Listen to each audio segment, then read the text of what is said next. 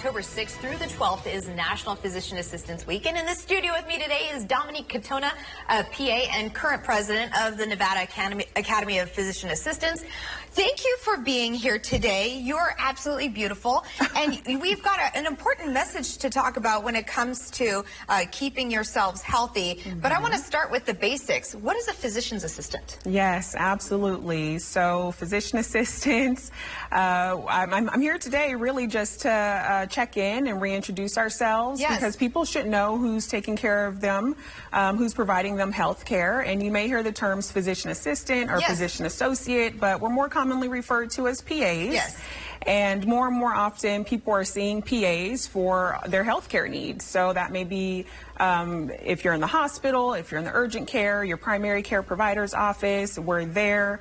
We're filling these gaps and these voids in medicine and essentially allowing physicians and doctors the time and space to focus on patients with more serious and complicated medical conditions. So that's why we're here. That's what we're doing. We're out here in the community. So you're in really good hands with your PA. We've received extensive education and training. We have bachelor's degrees, master's degrees, and have undergone thousands of patient care hours in order to be able to take care of you. So you're really in good hands with your PA. And that's good to know. And it's also important to highlight that this is PA Week. And what does that mean exactly for the Las Vegas community? I think that this week marks an important time for both patients and for PAs. I feel like sometimes life can be so fast-paced. We're just going, our heads down, we're in the grind, that we rarely pause to practice gratitude, and mostly for our health, just the ability to be in a state to physically carry on. So I think as far as this week on the patient side, just going out of your way, hey, I appreciate you, PA, thank you for taking great care of me. But even on the PA side, it's more a time for us to get together and just slow it down and celebrate and honor the fact that we're still here doing this work that, yes, can be physically and mentally demanding at times, but is so rewarding. 100%. And what are some things that some of the patients can do to improve their health? Yeah, so this time of the year, I work in adult medicine, and this time of the year, we're in cold and flu season. So I think one of the better things that people can do is being up to date on their vaccinations.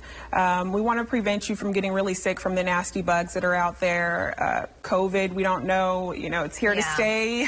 We don't know if and when we might get a mutated version of that, which may take us back to the heartache that we experienced during the pandemic. So it's important to stay up to date with your vaccines and your boosters for COVID. Flu shot is recommended annually. This year, there's also been an indication for RSV in pregnant patients and in adults aged 60 years and older.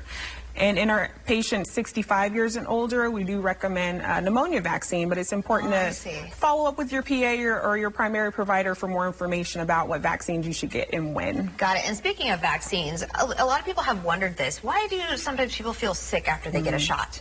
That's a great question, and oftentimes I do have this conversation with some of my patients. The vaccines that we're administering, they're not live viruses. You're not going to get sick from the vaccine, but I think what people do experience is some very common low-grade side effects of getting vaccinated.